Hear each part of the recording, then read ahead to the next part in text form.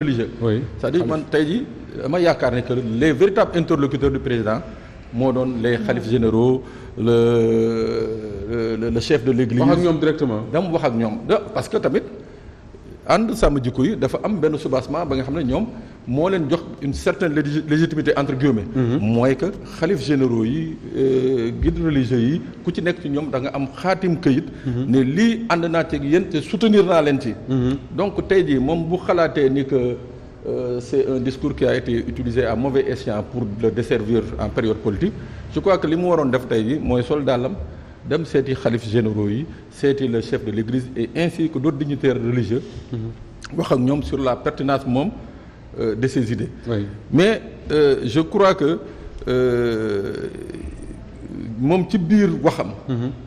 maanaam que certains l'ont utilisé politiquement l'ont utilisé. Oui. Contre lui je crois que moom it il est tombé dans le même panneau mooy il a voulu l'utiliser politiquement mu woo ay imams.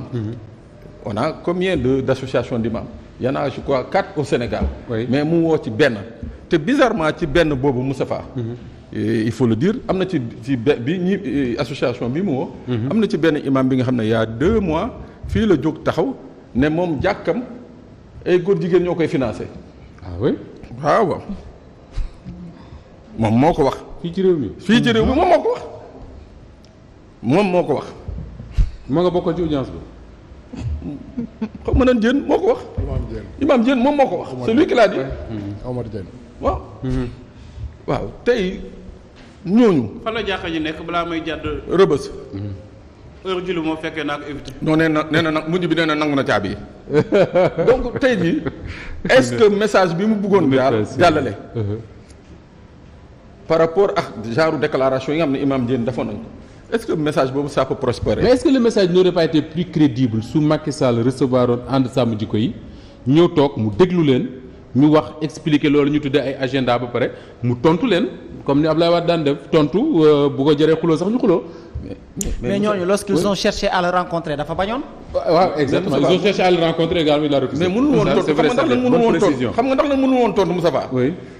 te moo tax ma ne démarche bi xaw a maladroite. parce que bi ànd si sàmm jikko dafay correspondance am ba léegi nii amul benn institution bu ci wax. assemblée nañu saisir. jox ko proposition de loi bi assemblée war ko jébbal président ndax jébbal na ko on ne sait pas. assemblée moo tontu mais tey jii moom en tant que garant. de la constitution est-ce que tey jii. li nga wax président mënul woo autour d'une table. le président de l'Assemblée nationale les initiateurs de cette proposition de loi là. ak quelques sénégalais yi nga xam ne.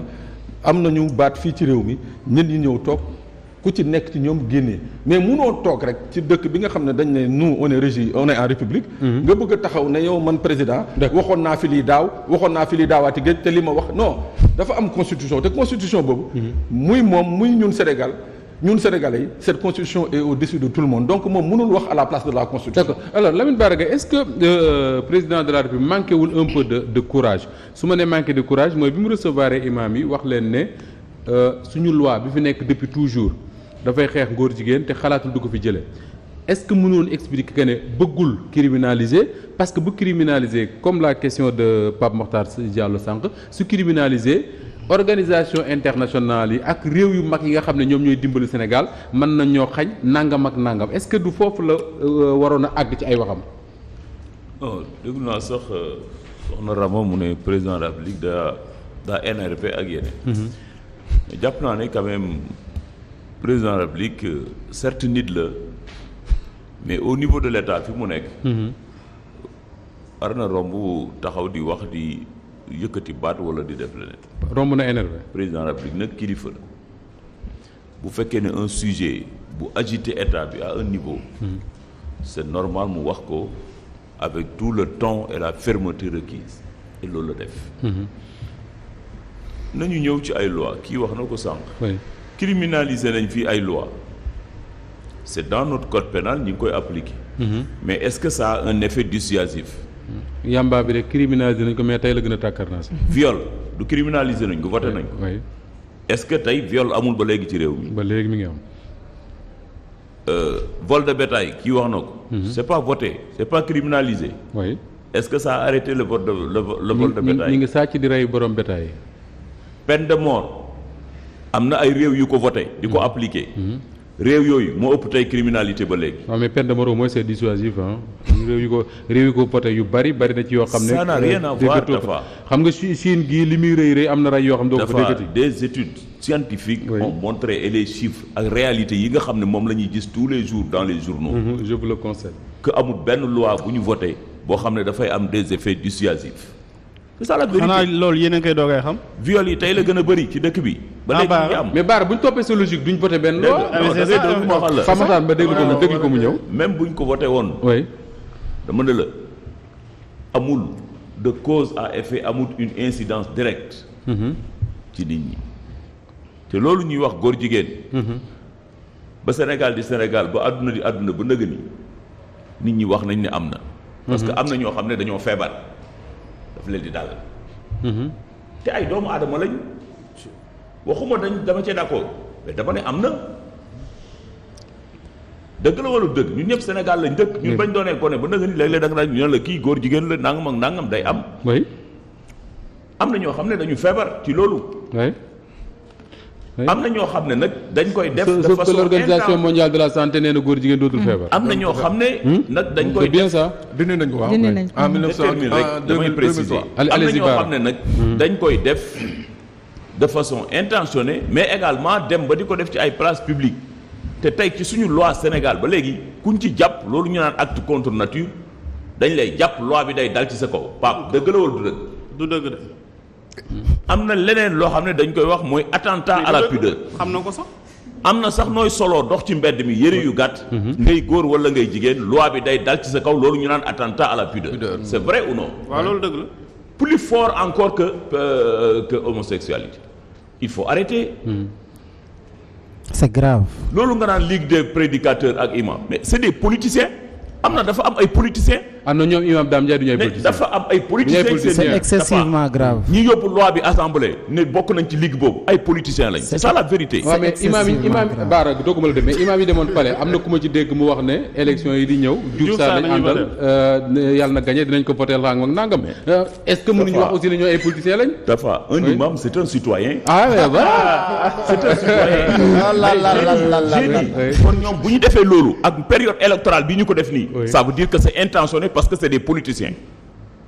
c'est ça la vérité Tafa. Bara xam nga bu baax Babacar boobu xam nga ne politique wul. mais xam ay nga bu baax politiciens lañ.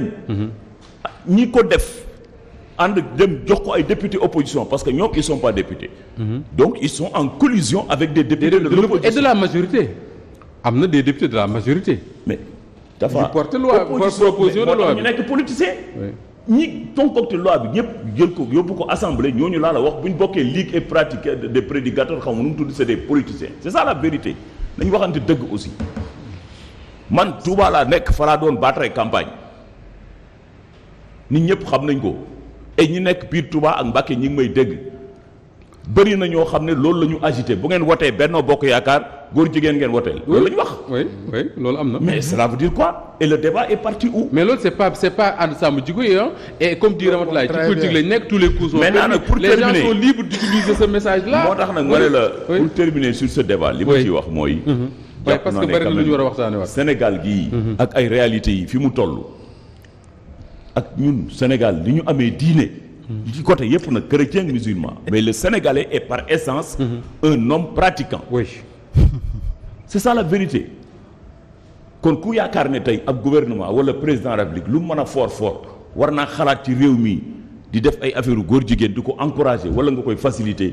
loolu jàpp naa ne defoo ko de bonne conscience de bonne intention. d'accord c'est ça la vérité. d'accord alors mais Macky Sall li mu wax. wax na ko très clairement et je prends un exemple dans tous les pays africains. wax leen ma ban président de la République moo prononcé wu de façon aussi claire.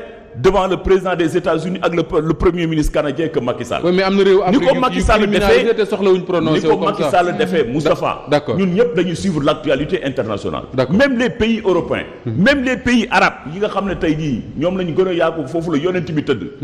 position bi Macky Sall jël devant Bush au aucun président aucun roi ne l'a pris. Obama devant Obama. Très bien. amul benn président amul benn roi bu ko jël ci àdduna bi. Très bien Bara. dañu wax dëgg il faut arrêter. C'est-à-dire la même question ak